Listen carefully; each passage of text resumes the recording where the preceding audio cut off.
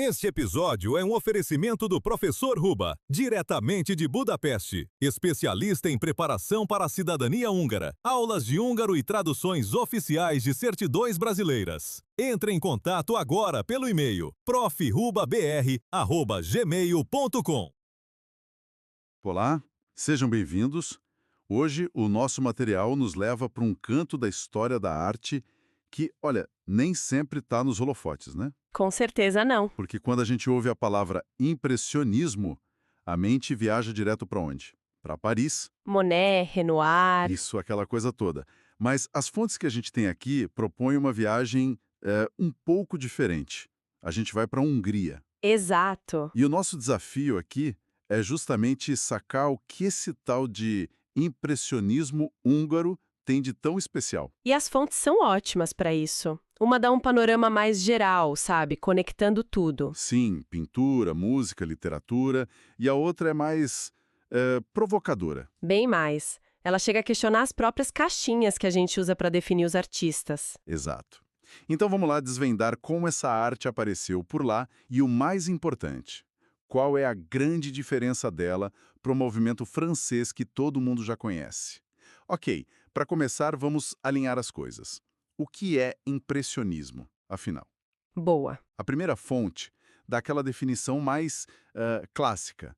Um movimento do final do século XIX e começo do XX. Isso. Muito focado em pintar ao ar livre, o famoso plein air. E em capturar a natureza de um jeito direto, à luz do momento.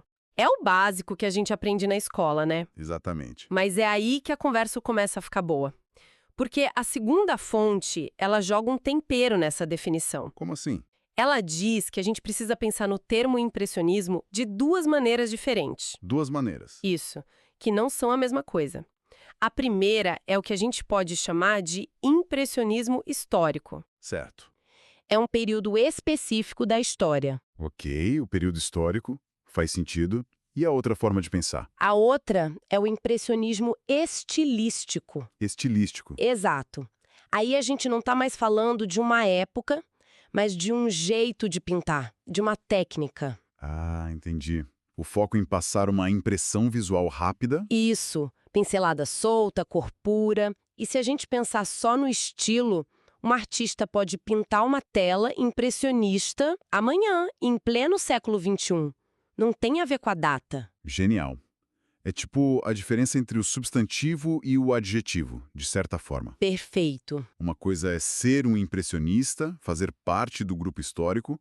Outra coisa é fazer uma pintura com o estilo impressionista. É exatamente essa a distinção. E é por isso que a fonte aponta uma coisa fascinante. O quê? A gente consegue achar soluções técnicas que parecem impressionistas muito antes do impressionismo sequer existir. Sério? Onde? Em alguns esboços de pintores do Barroco, por exemplo, ou naqueles estudos de nuvens que artistas como Constable faziam no século XIX. Uau. A pincelada é solta, a captura do momento está ali, mas isso não faz deles impressionistas, claro. Claro, o contexto era outro. Totalmente outro, a intenção, a filosofia por trás, era tudo diferente. Faltava aquela consciência de que aquilo, o esboço, já podia ser a obra final, sabe? Essa distinção é ótima. E ela nos leva direto para o olho do furacão húngaro. Com certeza. Na figura que as fontes apontam como o grande pioneiro de lá. Paul Siniei Mersenne Paul. O grande nome. E a obra dele que todo mundo cita é Majalis, que a gente pode traduzir como Piquenique de Maio. Isso, Piquenique de Maio. É uma pintura famosíssima na Hungria. E aqui a conversa fica realmente boa. É agora. Porque a grande pergunta, que uma das fontes coloca na mesma pergunta que, ecoa até hoje, é: Siniei era de fato um impressionista? A pergunta de $1 milhão. Pelo que você acabou de explicar sobre as duas definições, a resposta parece que não é tão simples. Não é mesmo. É o grande debate da arte húngara. Se a gente pega os estudos e os esboços dele, a resposta parece um sim bem alto. Ah, é? Sim. Tem umas obras menores, como Rinta, que é o balanço, ou Ruhasaritas, roupas a secar, Ok. que são puro impressionismo estilístico. A pincelada é leve, solta, ele captura a luz batendo no tecido branco, o movimento, você quase sente a brisa só de olhar. Nossa. Nesses trabalhos, ele é um impressionista de carteirinha, sem dúvida nenhuma. Ok, então nos estudos ele era. O problema aparece quando ele vai para as obras maiores, as obras oficiais. Exatamente aí. O mais da questão está nas obras finalizadas de grande formato, como o próprio Majalis ou outra chamada Paxirta, a Kotova. O que acontece com elas? Nesses quadros, aquela espontaneidade, aquela sensação de rapidez, meio que Evapora, some. some. São composições muito complexas, muito bem pensadas, sabe? As figuras são distribuídas de um jeito quase teatral no cenário. Você olha e não tem a impressão de que aquilo foi pintado em instantes para capturar uma luz. Parece algo mais construído. Exato, construído com calma no ateliê. Você consegue descrever um pouco mais essa diferença visual? O que exatamente em Majalis faz ela parecer tão planejada em comparação com um quadro do Monet, por exemplo? Claro. Pensa no Majalis. É um grupo de pessoas relaxando na grama, um piquenique. As cores são super vibrantes, o tema é moderno para a época. Certo. Mas as figuras, elas são muito bem definidas, quase desenhadas. O homem deitado no centro, a mulher com um vestido roxo, eles têm um contorno, um peso, que é diferente da forma como Monet pintaria uma figura. Que muitas vezes se dissolve na luz, né? Exatamente. Se dissolve na luz, na atmosfera. Em Majalis, a composição é equilibrada, quase clássica. Não parece um flagra, entende? Parece uma cena montada. Entendi. Falta aquela vibração, a sensação de que o pintor piscou e a cena apareceu na tela. É por aí. Mas espera um pouco, isso me lembrou de um detalhe matador que uma das fontes menciona. Uma verdadeira reviravolta. Qual? Que a meta dos impressionistas não era necessariamente pintar rápido, Ah, sim. mas sim criar o efeito de uma pintura rápida, a ilusão da espontaneidade. Isso é fundamental. E a fonte diz que até o Monet, o papa do movimento, usava fotografias para ajudar a compor as telas maiores no ateliê. Precisamente, e essa é uma das grandes desmistificações do impressionismo. O objetivo não era a velocidade do processo, mas a sensação que a obra final passava. A obra tinha que parecer um instante roubado. Exato, um momento fugaz, mesmo que a criação tenha levado semanas, com o artista voltando ao mesmo lugar várias vezes, ou, como você disse, usando fotos como referência. Então a crítica ao Signet não é que ele demorou para pintar, Não. é que o resultado final dele não consegue esconder o trabalho, não cria essa ilusão. Perfeito. As obras dele acabam com uma cara mais certinha, mais de estúdio, sabe? Entendi. Então aquela imagem que a gente tem do pintor impressionista, sabe? Pintando febrilmente ao ar livre para pegar o momento. É mais um mito do que uma regra. É mais sobre a aparência de instantaneidade do que a prática em si. Isso muda muita coisa. Muda tudo. Era um projeto artístico muito consciente. Eles queriam que a arte se parecesse com a vida moderna. Rápida, fragmentada, cheia de impressões fugazes. Mas para chegar nesse efeito, eles usavam todos os artifícios que tinham. Ok, então a impressão do Signet e Meimer era diferente. E parte disso era a técnica, mas e o tema? Certo. Quando eu penso em Monet, penso em Padis, Nagar e Saint-Lazare, nos cafés. Uma Jales de Signet e Meimer me parece, bem, muito rural. É outra vibe, né? Totalmente. Onde essas pinturas húngaras aconteciam. Isso nos leva a outra diferença, talvez a maior de todas. Sem dúvida. E a fonte é muito clara nisso.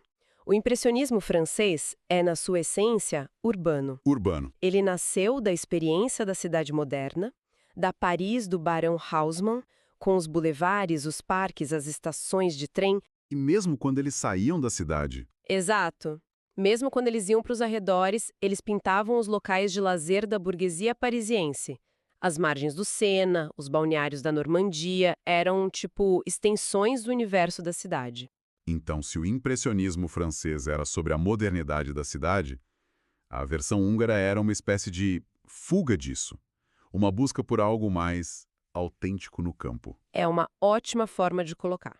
A realidade na Hungria era outra. O impressionismo húngaro não retrata o burburinho de hotéis e calçadões. Pelo contrário. Pelo contrário, ele busca o silêncio, a vida rural. As cenas se passam em quintas, em pátios de camponeses, em pastagens, em campos de papoula. Uau! A grande tela do impressionismo húngaro não é a metrópole.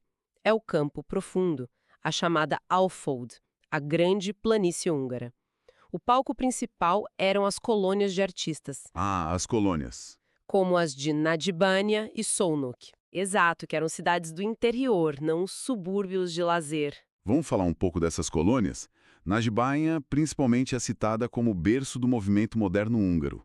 Era lá que a mágica acontecia. Exatamente. Najibaia, que hoje fica na Romênia, foi fundada em 1896 e virou um imã para artistas que queriam romper com aquele ensino acadêmico de Munique e Viena. Eles queriam pintar a Hungria de verdade. Isso, pintar a luz e a paisagem húngaras.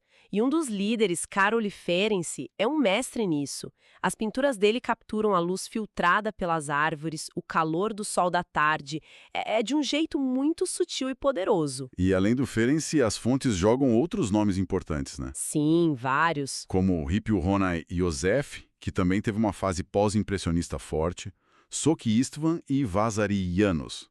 É uma geração inteira olhando para a paisagem de um jeito novo. Uma geração inteira. E é curioso ver como o rótulo impressionista era elástico na época. Como assim? Uma das fontes cita um livro de 1914 de um crítico chamado Miklos Rosa.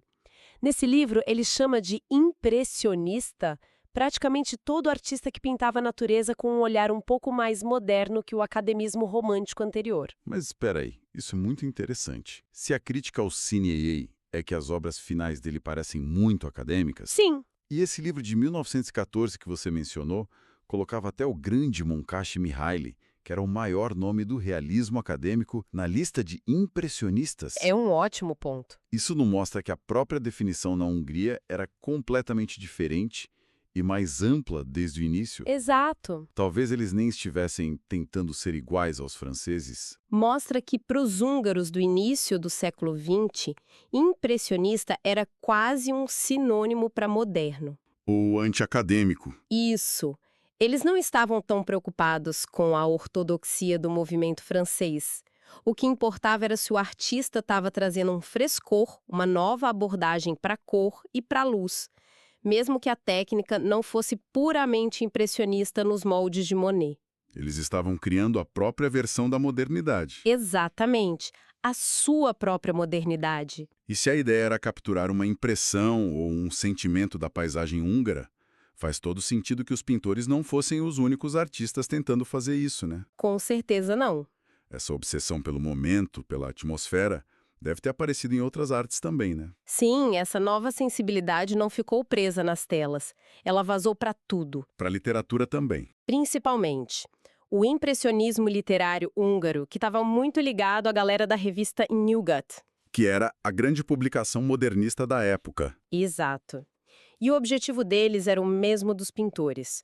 Não era sobre contar uma grande história com começo, meio e fim, mas sim sobre capturar impressões, atmosferas, sensações fugazes. E como isso funciona na prática, num texto? Como se escreve de forma impressionista? Na poesia, por exemplo, a gente vê isso na obra de poetas como Gyula Juhás e Arpad Tóth.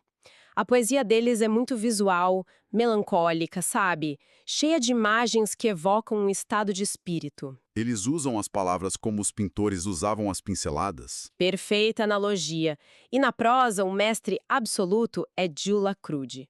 O estilo dele é descrito como onírico, feito de fragmentos de memória, cheiros, gostos, imagens do passado. Que legal. Ler Krúdy não é seguir uma trama. É como flutuar por um sonho, uma névoa de sensações. Que descrição ótima. E na música, essa névoa de sensações também apareceu. Sim, e de um jeito incrivelmente original. Os grandes nomes que as fontes trazem são Béla Bartók, especialmente na sua fase inicial, e Zoltán Kodály. Bartók e Kodály?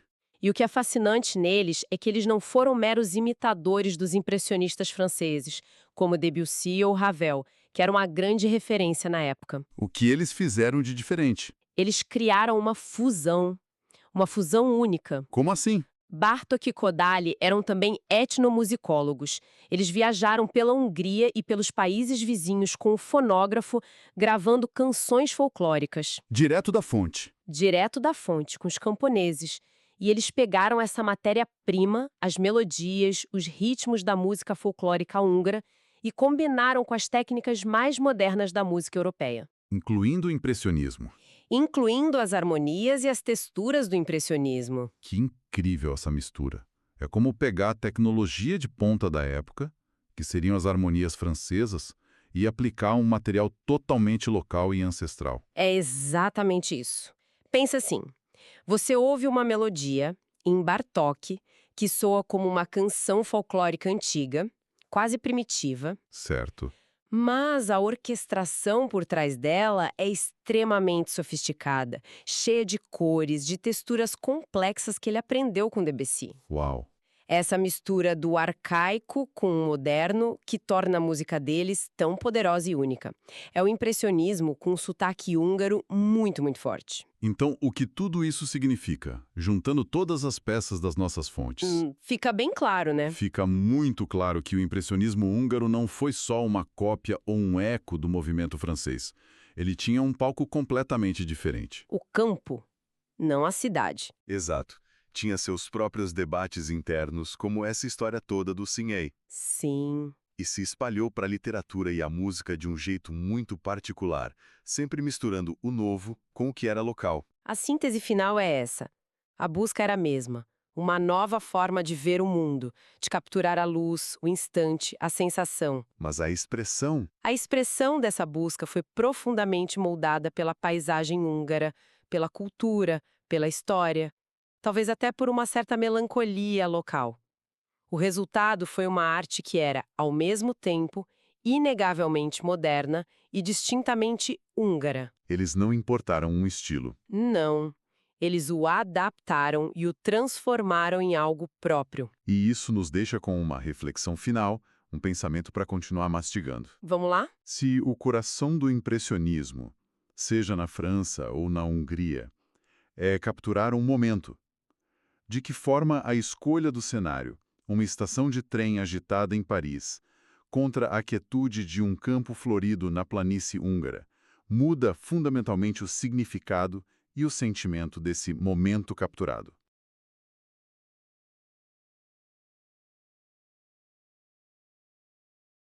Gostou do episódio? Então já deixa o seu like, se inscreve no canal e ativa o sininho para acompanhar todos os próximos conteúdos. Até o próximo episódio!